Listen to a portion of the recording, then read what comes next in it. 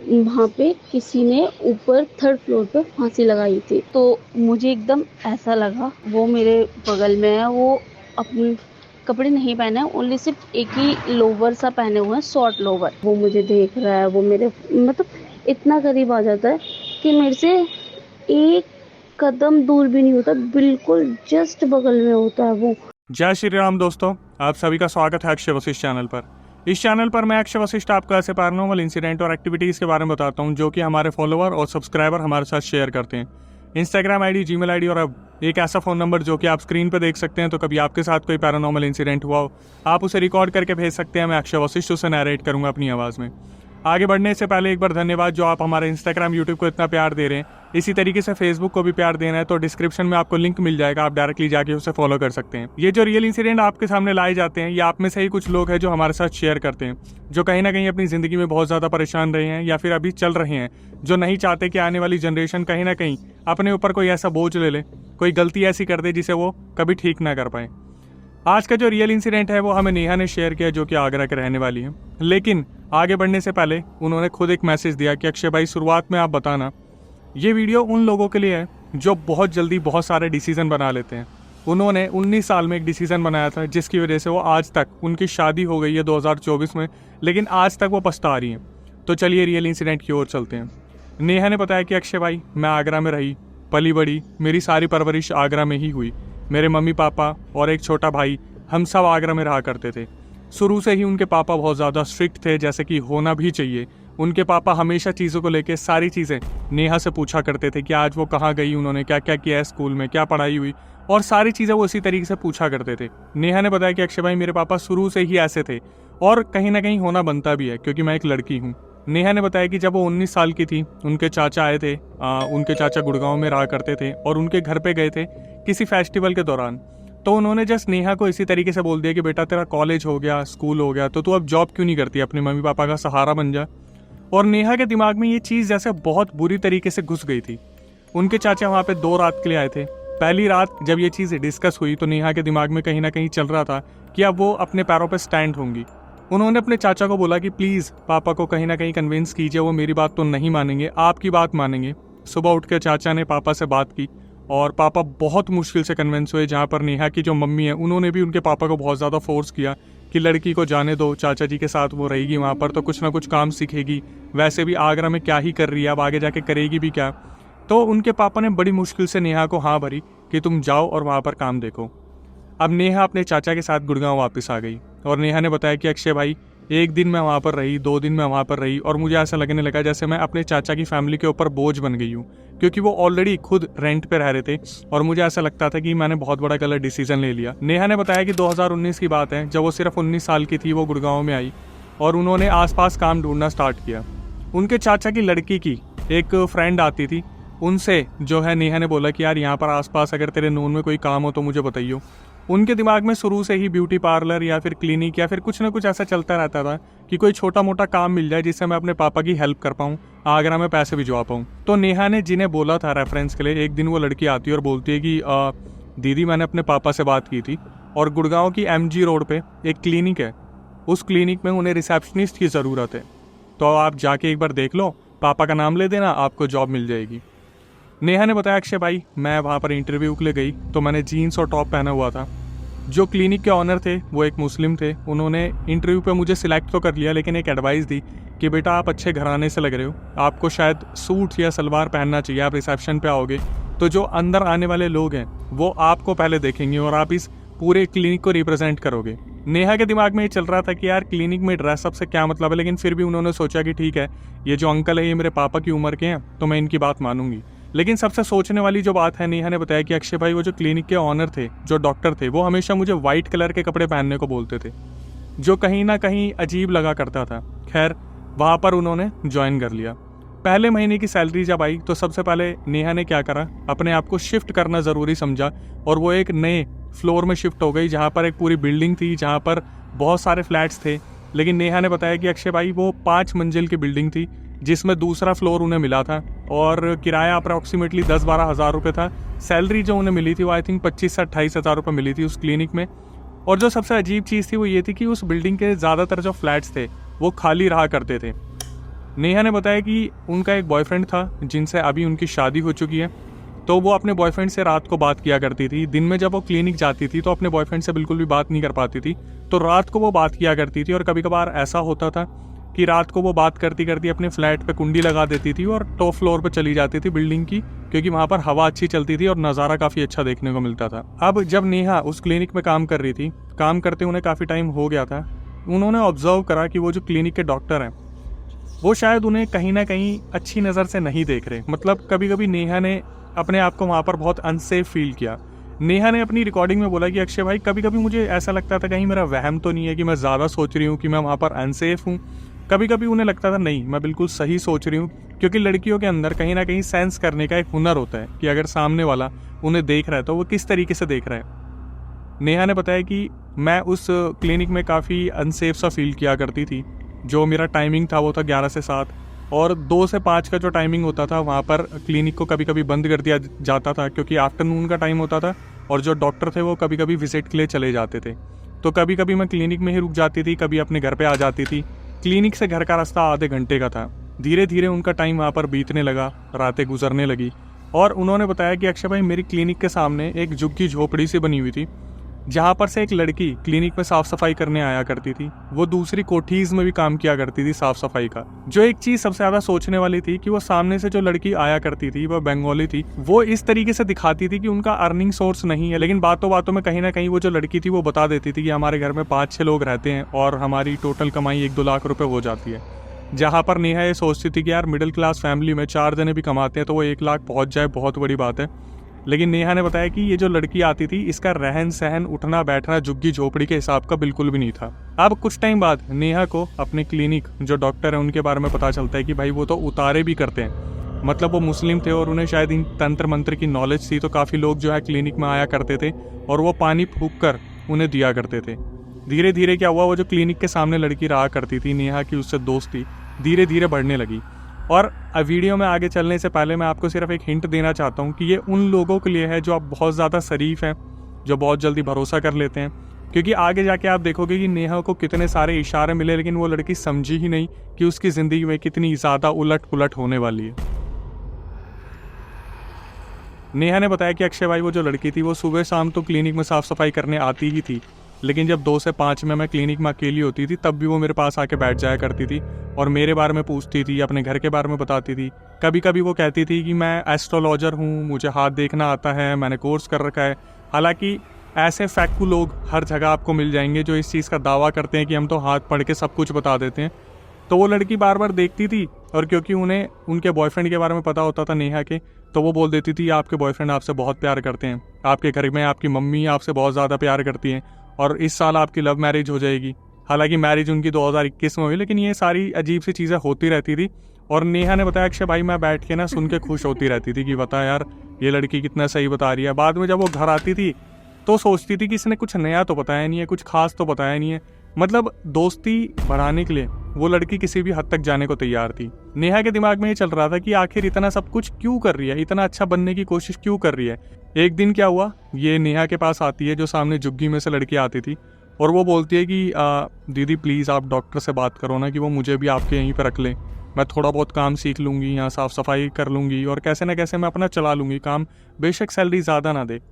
अब ये सुनने के बाद नेहा वो इतनी शरीफ थी, उन्हें लगा कि यार मेरे बोलने पे अगर किसी का घर बस रहा है, किसी का घर चल जाएगा तो क्या ही बुराई है। वो डॉक्टर के पास गई और उन्होंने डॉक्टर को बोला कि सर वो जो लड़की आती है साफ़ सफाई वाली, वो बोल रही है कि उसे फुल टाइम हायर कर लो, तो वो काम भी सीख लेगी और कहीं ना कहीं हाथ भी बटा देगी। ये सुनने के बाद डॉक्टर ने बोल दिया चलो ठीक है, कल से उसे बोल देना कि वो भी 11 बजे आ जाएगी। नेहा बहुत ज़्यादा खुश हुई, वो इतनी ज़्यादा खुश हुई, वो आई सीधा गले लगाया कि डॉक्टर ने हाँ बोल दिया, कल से तू आ सकती है, सब कुछ बहुत सही है। अगले दिन से उस लड़की ने भी ज्वाइन कर लिया। पहला दूसरा ही दिन था, नेहा ने बताया कि डॉक्टर नहीं थे क्लिनिक में और उस लड़की ने छुट्टी कर रखी थी किसी रीज़न से। लेकिन जब डॉक्टर नहीं थे 2 से 5, वो जो नेहा थी वहाँ पर प्रेजेंट थी क्लिनिक में। नेहा ने बताया कि अक्षय भाई मेरी आदत थी जूस पीने की, मैं जूस लेने के लिए क्लिनिक से बाहर गई और जब मैं वापस आई तो मेरे पापा ने मुझे एक आईफोन गिफ्ट किया था जो मेरे पास रहता था। क्लिनिक में कैमरे नहीं लगे थे, मैं जब वापस आई तो मैंने देखा कि मेरा जो आईफोन था वो पूरी क्लिनिक से कहीं गायब हो गया था। नेहा को लगा शायद मैं रख के भूल गई। नेहा ने पूरा क्लिनिक चेक कर मारा लेकिन उन्हें आईफोन नहीं मिला। सामने वाली दुकान पर मोबाइल रिचार्ज का काम हुआ करता था उनकी क्लिनिक के आसपास, तो वो वहाँ पर गई। जो रिचार्ज वाले भैया थे वो कहीं ना कहीं इन्हें जानते थे, तो नेहा ने उनसे रिक्वेस्ट की कि मेरे क्लिनिक में कोई आया था शायद, एक बार आप देख के बताओगे। उससे पहले नेहा ने बताया कि अक्षय भाई, मैं वो जो लड़की थी जो सामने से आती थी उसके पास भी गई थी पूछने के लिए, उसने साफ मना कर दिया कि मैं तो नहीं आई थी। तो जब मोबाइल वाले के कैमरे चेक करे तो पता चला कि वही लड़की जो सामने रहती थी वही क्लिनिक में आई थी, और जाते टाइम उसके हाथ में आईफोन भी था। नेहा ने बताया कि अक्षय भाई, मैंने देखा, मैंने उस लड़की को बुलाया, पूरी वीडियो दिखाई। वो लड़की अचानक से रोने लगी कि दीदी मैं भी आईफोन लेना चाहती थी पर मेरे पास पैसे नहीं थे, मेरी फैमिली कभी अफोर्ड नहीं कर सकती, आप तो समझ सकते हो ना दीदी, मैं आपसे बहुत प्यार करती हूँ, मुझे माफ़ कर देना। नेहा ने बोला कि अक्षय भाई, मेरा पता नहीं दिल पसीज गया या मैंने क्या सोचा, मैंने उस लड़की को कुछ भी नहीं बोला। उससे फ़ोन लिया और उसे बोल दिया चल कोई नहीं, अब इस बात को भूल जा। हालांकि नेहा को समझ जाना चाहिए था कि यहाँ पर किसी बड़ी चीज़ की शुरुआत हो रही है। इसके बाद क्या हुआ, नेहा ने बताया कि अक्षय भाई, जब मैं अपने घर पे आती और अपने बॉयफ्रेंड से बात करती, 5वें फ्लोर पर जाती और जब नीचे आती और सोने के लिए लेटती, तो मुझे ऐसा लगता है जैसे मेरे कमरे में कोई है, मेरे कमरे में कोई तो है और कोई और नहीं है। बार बार उन्हें सपने में भी वही डॉक्टर दिखने शुरू हो जाते जो क्लिनिक में बैठते थे, और अपने कमरे में महसूस होता था कि कोई ना कोई है जो मुझे टच करने की कोशिश कर रहा है। 2-3 रातें बीती जब क्लिनिक में जाने के बाद नेहा जो है बार बार डॉक्टर की तरफ देखती, तो डॉक्टर को अपनी तरफ ही देखता पाती वो, कि मतलब जैसे वो डॉक्टर उन्हें ही घूर रहा है। और इसको देखने के बाद उन्हें बड़ा अजीब सा लगता, उन्हें रिग्रेट होता कि यार मैंने क्लिनिक ज्वाइन तो कर ली, कहीं मैंने गलती तो नहीं कर दी।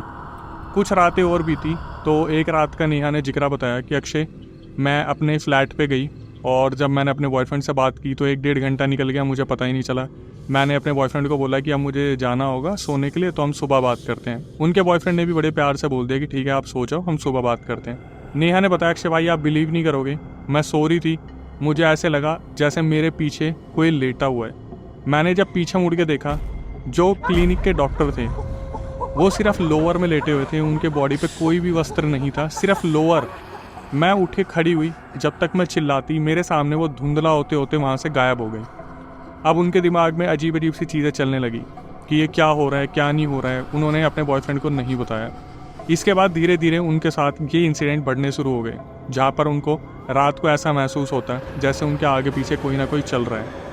एंटिटीज़ थी या वो डॉक्टर थे, कौन थे समझ नहीं आ रहा था, लेकिन यहाँ से उन्हें तो समझ में आ गया था कि कुछ ना कुछ है। नेहा को लग रहा था कि मेरे साथ कुछ ना कुछ दिक्कत हो रही है। इसके बाद नेहा ने बताया कि अक्षय भाई, क्या हुआ, जब वो आईफोन वाला किस्सा हुआ था उसके बाद जो लड़की सामने से आती थी वो मेरे लिए कुछ ना कुछ बना के लेके आया करती थी। जैसे उसका प्यार बहुत ज़्यादा मेरे लिए बढ़ गया था कि उसने अपनी माफ़ी ऐसी मांगी कि मेरे लिए ऐसा हो गया कि यार दीदी मुझसे गलती होगी, प्लीज़ मुझे माफ़ कर दो, लो हमारे घर से मीठे चावल आए हैं। तो आप यहाँ से समझ सकते हो कि चीज़ें किस और जा रही हैं। लेकिन फिर नेहा ने मुझे हाईलाइट किया कि देखो अक्षय भाई, ऐसा भी नहीं था कि जब वो लड़की चावल लेके आई थी तब से ये हो रहा था, मेरे साथ ये चीज़ें पहले से ही शुरू हो गई थी, जब वो लड़की वहाँ पर ज्वाइन भी नहीं करी थी। अब ये सबसे बड़ा क्वेश्चन उठ गया था कि ये हो क्या रहा है। इसके बाद क्या हुआ, नेहा ने बताया कि अक्षय भाई, मेरा ना अपने घर पर दिल बिल्कुल नहीं लगता था। जो फ्लैट मैंने लिया था तो वो क्या करती थी, उनकी आदत बन गई थी कि वो शाम को अपने घर पे आती, खाना वाना बनाती और लॉक करके सीधा 5वें फ्लोर पर चली जाती। यहाँ छत थी। उन्होंने छत के बारे में बताया कि अक्षय भाई, जैसे छत है तो छत के ऊपर भी चढ़ के एक कमरा बना हुआ था। उस कमरे के वहाँ पर जैसे बाउंड्री नहीं बनी थी, सिंपली प्लेन छत थी, तो मैं वहाँ बिल्कुल कॉर्नर में जाके बैठ जाती थी। अब क्या हुआ, 1-2 दिन जब वो वहाँ पर गई तो कुछ लड़के भी खड़े होते थे सोसाइटी के, लेकिन नेहा उन्हें इग्नोर करके सीधा छत पे जाया करती थी। रूफ पे जो कमरा बना था वहाँ जाके बैठा करती थी, ईयरफोन को लगा के अपने बॉयफ्रेंड से बात किया करती थी। तो उन्होंने देखा 2-3 दिन बाद एक लड़का वहाँ पर 5वें फ्लोर के ऊपर वाले फ्लोर पे जहाँ पर वो बैठी थी वहाँ पे आते हैं और बहुत देर तक नेहा के फ़ोन में घूरते हैं और बिना कुछ बोले चला जाता है। ये 1 रात हुआ, 2 रात हुआ, तीसरी रात हुआ जब छत पे वो लड़का आता और ऐसे मोबाइल को घूरता 5 मिनट और चुपचाप चला जाता। तो चौथी रात जो नेहा थी वो ऊपर आती है और उन 3 लड़कों को बोलती है जो वहाँ पे खड़े थे कि यार अपने दोस्त को समझाओ।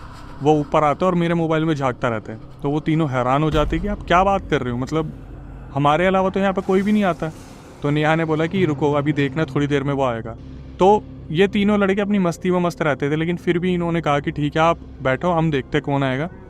और जो सीढ़ी चढ़ने वाली थी वहाँ पर रास्ते को घेर के एक लड़का बैठ गया कि अगर कोई आएगा तो मेरे सामने से ही तो जाएगा, अब हुआ क्या, नेहा अपने फ़ोन में बात कर रही थी, दिमाग में वो लड़का चल रहा था और अपने बॉयफ्रेंड से बात कर रही थी। तभी अचानक से वो लड़का आता है और घूरता है और नेहा बोलती है देखो इनकी मस्ती, इन लड़कों का ही ये काम था। वो लड़का वापस चला जाता है तो नेहा उस टाइम तो कुछ नहीं बोलती। जब अपने बॉयफ्रेंड से कॉल कटता है तब वो आती है उठ के और बोलती है कि तुम्हें शर्म नहीं आती, तुम सब ये मिलके मजाक कर रहे हो मेरे साथ। और वो लड़के हैरान हो जाते हैं, वो बोलते हैं कि हम यहीं पर बैठे हैं, यहाँ पर कोई भी नहीं आया था। नेहा फिर भी उनकी बातों का बिलीव नहीं करती और नेहा नीचे आ जाती है। धीरे धीरे नेहा के दिमाग में उथल पुथल चल रही थी कि कहीं वो पागल तो नहीं हो गई हैं। उनके दिमाग में ये चीज़ें कहाँ से बन रही हैं, क्या हो रहा है क्या नहीं हो रहा है। अब इसी दौरान फिर एक बहुत बड़ा नेहा को सदमा लगा। उनकी बुआ की लड़की जो उनसे बहुत ज़्यादा क्लोज थी, दिल्ली में आ रखी थी आगे की पढ़ाई करने के लिए, किसी रीज़न के चलते उन्होंने खुद को लटका लिया पंखे से और उन्होंने अपना शरीर वहीं त्याग दिया। और एकदम से नेहा के पास कॉल आता है उनकी मम्मी का कि बेटा ऐसा ऐसा हो गया। पापा से भी बात हुई तो नेहा ने बहुत कोशिश की कि पापा मैं भी आ जाती हूँ, मैं देखना चाहती हूँ आखिरी बार ये वो। तो उनके पापा ने तो बोल दिया ठीक है, लेकिन उनकी मम्मी ने बोला कि नेहा यहाँ पर पुलिस आ रखी है, इन्वेस्टिगेशन चल रही है, तो तू कोई भी ऐसी चीज़ मत कर जिससे तू भी घेरे में आ जाए। अच्छी खासी तेरी जॉब चल रही है, ज़िंदगी चल रही है, तो तू वहीं रहे, हम यहाँ पे सब कुछ देख रहे हैं। तो नेहा ने इस चीज़ को समझा। नेहा इस सदमे को लेके क्लिनिक में बैठी और पूरे दिन यही सोचती रही। और नेहा ने बताया कि अक्षय भाई जब मैं अपने घर पे आई तो मैं बहुत रही क्योंकि मैं उससे बहुत ज़्यादा क्लोज थी, ऐसे कैसे चली गई वो। नेहा को बिल्कुल समझ नहीं आया। और उस रात के बाद वो लड़की जो बुआ की थी वो भी उनको दिखना शुरू हो गई। अब इमेजिन कीजिए कि एंटिटीज़ दिख रही है, डॉक्टर दिख रहा है, ये लड़की दिख रही है और वो छत पे लड़का दिख रहा है। मल्टीपल पोजेशन किस तरीके से नेहा के ऊपर हावी होता जा रहा था। नेहा को फिर भी समझ नहीं आ रहा था कि क्या हो रहा है क्या नहीं हो रहा है। इसके बाद क्या हुआ, नेहा जब अपने क्लिनिक से वापस आती थी तो जब अपनी खिड़की से बाहर देखती थी तो खिड़की के सामने एक बिल्डिंग थी, वहाँ पर एक इंसान खाली बिल्डिंग में उन्हें खड़ा दिखता था। नेहा को समझ में आ गया था कि अब चीज़ें नॉर्मल बिल्कुल भी नहीं रही हैं। एक दिन नेहा अपने बॉस के पास जाती है जो क्लिनिक के डॉक्टर थे, उन्हें बोलती है कि आपको इन सब चीज़ों की नॉलेज है, आप मुझे देख के बताओगे कि किसी ने मेरे ऊपर कुछ कर तो नहीं दिया है। वो डॉक्टर ऐसे रिएक्ट करते कि क्या बात कर रही हो तुम, तुम्हारे ऊपर कुछ भी नहीं है और तुम इतना मत सोचा करो। तभी पीछे से वो जो सामने से लड़की आती थी जिन्होंने अभी ज्वाइन करा था, वो बहुत खास बन चुकी थी उन डॉक्टर की, तो वो अचानक से आती है और उन्हें बोलती है कि सर मैं आपसे बात कर सकती हूँ, बड़ी ही तहजीब से। तो वो डॉक्टर बोलते नेहा बाहर जाओ, मुझे इनसे बात करनी है। नेहा ने बताया कि अक्षय भाई मैं बिलीव नहीं कर सकती, मैं उनकी एम्प्लॉई और वहाँ पर जो सफाई करने वाली आती थी उसमें क्या डिफरेंस रह गया था। नेहा जाते जाते देख रही कि वो जो डॉक्टर थे वो उस लड़की को गोल्ड ईयरिंग दे रहे हैं, गोल्ड रिंग दे रहे हैं। नेहा ने बोला मेरे पैरों तले ज़मीन खिसक गई कि भाई मैं इस लड़की को लेके आई थी यहाँ पर और ये हो क्या रहा है। उन्हें बार बार क्वेश्चन मार्क आ रहा था कि यार मैं आगरा से आई, सही जगह आई हूँ या नहीं आई हूँ, या मैं काम करूँ ना करूँ, करूँ तो करूँ क्या। हर जगह उन्हें एंटिटीज़ ही एंटिटीज़ दिखने लगी। लेकिन उन्होंने कभी फिर भी ये नहीं सोचा कि वो अपने बॉयफ्रेंड को अपडेट करे इस बारे में, लेकिन ये उनकी सबसे बड़ी गलती थी। और फाइनली नेहा का दिमाग चला और उन्हें लगा कि अब जब उनके आगे पीछे कोई भी उनकी मदद करने वाला नहीं है तो उन्हें अपने बॉयफ्रेंड को इस बारे में बताना पड़ेगा कि उनके साथ क्या क्या हो रहा है। उन्होंने अपने बॉयफ्रेंड को बुलाया और उन्हें सब कुछ बता दिया कि मेरे साथ ऐसा हो रहा है, क्लिनिक में ऐसा हो रहा है, वो जो लड़की है वो ऐसा कर रही है, ऊपर कोई दिखता है, सामने कोई दिखता है, एंटिटी दिखती है। और उनके बॉयफ्रेंड ने अपना दिमाग लगाया, उनके जो फैमिली तांत्रिक बाबा थे उनको बुलाया, वो बाबा आए और उस लड़की को देखा जो बिल्डिंग के नीचे आ रखी थी नेहा, और नेहा को बोले कि बेटा मुझे तुम्हारा घर देखना है, कहाँ पर है। तो जब बाबा ऊपर चढ़ रहे थे तो बाबा चढ़ते गए और अचानक से वो उनके जब फ्लोर पे पहुँचते तो बोलते कि बेटा तू तो गलत जगह आ गई है, ये जो बिल्डिंग तो अभी देख रही है इसको बनाने से पहले यहाँ पर किसी को दफना दिया गया था, किसी लड़की को जिसकी आत्मा आज तक यहाँ पर घूम रही है। तो शायद ये वही एंटिटी थी जो उनके रूम में उनको फील हुआ करती थी। अब नेहा ने उनके ऊपर, जो बाबा थे उनके ऊपर क्वेश्चन फेंकने शुरू करे कि बाबा एक बात बताओ, वो लड़की कुछ करती है क्या जो वहाँ पर थी। तो बाबा ने बताया बेटा वो जो लड़की थी जब भी वो कुछ खाना तेरे लिए लेके आती थी तो वो खाने में कुछ ना कुछ मिलाती थी। तो नेहा उस क्वेश्चन को इग्नोर करती है और अचानक से बोलती है कि वो जो बॉस है वो बॉस को बहुत ज़्यादा अपना बना के रखती है। तो जो बाबा थे वो बोलते हैं कि बॉस ने भी उसके ऊपर करा हुआ है और वो लड़की ने बॉस के ऊपर करा हुआ है, ये दोनों आपस में एक दूसरे के ऊपर कर रहे हैं। तो नेहा ने बोला कि मेरे ऊपर क्यों करा फिर उस लड़की ने। तो बाबा ने बताया कि बेटा क्योंकि तू उसके रास्ते में आ रही है, बॉस का दिमाग तेरी तरफ जाता है, तुझे रास्ते से हटाने के लिए तेरे ऊपर ये सब कुछ काला जादू करा हुआ है जिसकी वजह से तेरे ऊपर जिन छोड़ रखा है। भाई साहब नेहा ने सुना और नेहा के पैरों तले ज़मीन खिसक गई। अब फिर क्वेश्चन आया कि रात को जो लड़का मुझे दिखता है वो कौन है। तो उन्होंने बताया कि यहाँ पर ऊपर फ्लोर पे किसी ने आत्महत्या कर ली थी, वो जो एंटिटी है वो भटकती है और वो तेरे को ले जाने की कोशिश करती है। मतलब नेहा सोच रही थी कि 19 साल की होके उनके ऊपर इतनी सारी एंटिटीज़ एक के बाद एक, एक के बाद एक, एक के बाद एक। अब फिर पूछा कि सामने वाले बिल्डिंग में कौन दिखता है, तो सामने वाली बिल्डिंग का राज खुला कि बेटा वो बिल्डिंग आज तक कभी बन के तैयार नहीं हुई, क्योंकि वहाँ पर एक आदमी रहता था, उसकी बीवी से उसका बहुत गृह कलेश होता था, तो उसकी बीवी ने उसे ख़त्म कर दिया एक दिन। उसकी एंटिटी खड़े होकर तेरे को देखती है। अब नेक्स्ट क्वेश्चन, बुआ की लड़की। तो बुआ की लड़की बहुत ज़्यादा क्लोज थी 13वीं तक, जब तक उसका पूरा कार्यक्रम नहीं निपट जाएगा तब तक वो तुझे ऐसे ही दिखती रहेगी। नेहा बहुत बुरे सदमे में चली गई कि ये शुरुआत कहाँ से हुई और ये कहाँ तक जाने वाला पूरा सिलसिला। नेहा ने बोला कि अब मैं क्या करूं, तो बाबा ने बोला बेटा तू यहाँ से चली जा, यहाँ पर तू रहेगी, अगले 6-8 दिन में तू गिव अप कर देगी और तू ख़त्म हो जाएगी, इससे अच्छा तू यहाँ से चली जा। नेहा को कुछ धागे दिए गए, कुछ ना कुछ चीज़ें दी गई जो नेहा ने खुल के नहीं बताया, क्योंकि वो पब्लिक के सामने नहीं बताना चाहती थी। लेकिन नेहा ने बोला कि बाबा जी ने मेरे को धागे दिए और मेरे को अपने घर वापस भेज दिया। मैं घर चली गई, लेकिन अगले 2-3 दिन तक, जब तक बुआ की लड़की की 13वीं नहीं निपटेगी, वो बार बार सपने में आती रही, जहाँ पर नेहा ने बोला कि अक्षय भाई मैं बार बार अपनी बुआ की लड़की को रो रो के पूछती कि तूने ऐसा क्यों करा, तूने ऐसा क्यों करा। और बार बार पूछने पे एक रात जो उनकी बुआ की लड़की थी उन्होंने घुमा के चाटा मारा और नेहा को बोला कि मैं जब तक यहाँ पे हूँ तब तक हूँ, मुझसे मत पूछ, अगर मैंने तेरे को बता दिया तो फिर मुझे तेरे को अपने साथ ले जाना पड़ेगा। नेहा जब सुबह उठी, ये सब कुछ सुनने के बाद उन्हें जब होश आया, वो बुरी तरीके से पसीने में थी और उन्होंने सोच लिया कि वो कभी भी आगे पीछे किसी से कोई बात नहीं करने वाली, किसी से मिलने वाली नहीं है, किसी से पूछने वाली नहीं है। लेकिन जो नेहा ने सहा, 2024 आ गया, उनकी शादी हो गई। नेहा ने बोला कि अक्षय भाई वो चीज़ें मेरे ऊपर इस कदर डाली गई हैं कि मेरा बच्चा तक नहीं हो पा रहा, मेरी एंटायर लाइफ ख़राब करके रख दी। मेरा एक डिसीज़न जो 2019 में मैंने लिया वो मेरे ऊपर इतना भारी पड़ा ना कि उनका दिल्ली गुड़गांव ऐसी जगहों से तो बिल्कुल मन ही उठ गया। उन्होंने बोला कि मैंने हर जगह देखी पर गुड़गांव जैसी जगह नहीं देखी कि मैंने किसी को इतना प्यार दिया और उसने आगे बढ़ के मेरा किस तरीके से फ़ायदा उठाया। उन्होंने आज की जनरेशन के लिए मैसेज दिया कि आप समझते हो कि आप इंडिपेंडेंट होना चाहते हो, लेकिन कहीं ना कहीं आप ऐसे हाथों में चले जाते हो जहाँ पर आपको समझ ही नहीं आता आपके साथ हो क्या रहा है। आप हमेशा अपनी तकदीर को गाली दोगे, आप यही सोचोगे कि मेरा लक नहीं है, मेरी डेस्टिनी नहीं बन पा रही, मेरे हाथों की लकीरों में दिक्कत है, लेकिन आप समझ नहीं पाओगे कि उसके पीछे का कोई कारण बन के बैठा हुआ है जो कहीं ना कहीं आपको बहुत दुख और दर्द दे जाएगा, और आप कभी समझ नहीं पाओगे कि इसमें सबसे करीबी आपके कहीं ना कहीं इन्वॉल्व होंगे।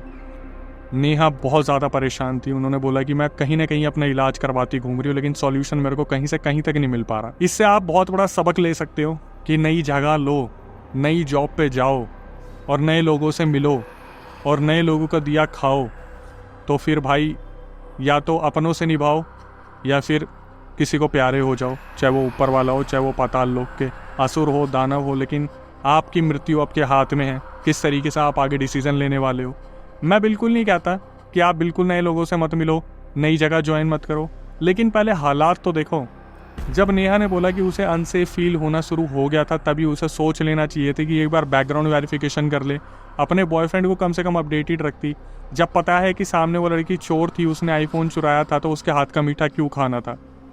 धीरे धीरे उनके साथ ये चीज़ें इतनी बढ़ने लगी कि 2024 तक अभी तक वो परेशान चल रही हैं। हालांकि वो कहीं ना कहीं इलाज करवा रही है, लेकिन उन्होंने अपनी दर्द वाली आवाज़ में यही कहा कि अगर जनरेशन कहीं ना कहीं इससे सबक ले सकती है तो ले ले, क्योंकि आपके माँ बाप के अलावा आपका कोई भी नहीं होता, कोई भी। यहाँ तो फिर भी उनके बॉयफ्रेंड इतना सपोर्ट कर गए, इतना सब कुछ होने के बाद 2021 में उन्होंने शादी कर लिया, अब 2024 चल रहे हैं, आज भी वो इतना सपोर्टिव है कि वो कहीं ना कहीं नेहा को सपोर्ट करे। लेकिन मेरे को नहीं लगता आज के टाइम में आपको कोई लड़की या लड़का ऐसा मिलने वाला है जो इतना सपोर्ट करेगा, क्योंकि हर किसी के माँ बाप कहीं ना कहीं जूत बजा देते कि आपको संतान की प्राप्ति नहीं हो रही। बाकी डिसीजन आपके हैं, क्योंकि मेरी तो सिर्फ आपसे इतनी रिक्वेस्ट होती कि अगर आप यहाँ तक आ गए हैं तो भाई नए व्यूअर्स चैनल को सब्सक्राइब कर ले, बेल नोटिफिकेशन ऑन कर ले, ताकि ऐसी पैरानॉर्मल अवेयरनेस वीडियो हम आपके सामने लाते रहें। जनता के दुख दर्द से आप सीख सकते हो, अपने इमोशंस लोग किस तरीके से हमारे साथ शेयर करते हैं। कभी आपके साथ कोई पैरानॉर्मल इंसिडेंट हुआ हो तो आप उसे रिकॉर्ड करके भेज सकते हैं। स्क्रीन पे आपको नंबर मिल जाएगा, वही नंबर आपको डिस्क्रिप्शन में भी मिल जाएगा। आपकी भारी डिमांड पर हमने अपना पॉडकास्ट चैनल स्टार्ट किया है जिसका नाम है अक्षय वशिष्ठ हॉरर शो। अगर आप उसका सदस्य बनना चाहते हैं, हिस्सा बनना चाहते हैं, क्योंकि सिर्फ गेस्ट को नहीं हम सब्सक्राइबर्स को भी चैनल पर बुला रहे हैं, तो आप कैमरे के सामने आकर पूरा रियल इंसिडेंट बता सकते हैं। अगर आप सदस्य बनना चाहते हैं तो प्रक्रिया मैं आपको बता देता हूँ। जो व्हाट्सअप नंबर आपको स्क्रीन पर दिख रहा है वही आपको डिस्क्रिप्शन में भी दिख रहा होगा, उस पर अपना पूरा रियल इंसिडेंट रिकॉर्ड करके भेज दीजिए और मेंशन कर दीजिए कि अक्षय भाई हम आपके पॉडकास्ट पे आना चाहते हैं। दिल्ली में हमारा पॉडकास्ट सेंटर है, एक बार आपके पूरी रिकॉर्डिंग को गो थ्रू किया जाएगा, उसके बाद आपको बुलाया जाएगा दिल्ली में और आप कैमरे के सामने पूरा जो है अपना रियल इंसिडेंट बता सकते हैं। जिस तरीके से इंस्टाग्राम यूट्यूब को प्यार दे रहे इसी तरीके से फेसबुक पे भी प्यार बनाए रखिए। आपका प्यार हमारे लिए सबसे बड़ा मोटिवेशन है, लेकिन भूलिएगा मत सब्सक्राइब और बेल नोटिफिकेशन भी उतना ही ज़रूरी है। तो ध्यान रखिए, संभल के रहिए। नई वीडियो नए पॉडकास्ट आने तक stay tuned with the channel. वो कभी उसको गोल्ड की रिंग ला के दे रहे हैं, कभी गोल्ड के इयर रिंग ला के दे रहे हैं कि वो लड़की चाहती है कि तुम वहाँ से हट जाओ, वो ही अकेली रहे वहाँ पे और तुम हट जाओ, इसलिए वो तुम्हें इस तरीके से कर रही है। मैंने कहा ठीक है, मैं बहुत डर चुकी थी और मैंने बोला, मैंने वो ऊपर जो लड़का आता है वो कि वो इस फ्लोर का है, वो तुम्हें ले जाना चाहता है और तुम्हें जो ऊपर रूम से आवाज़ें आती हैं वो भी वहीं से आती हैं।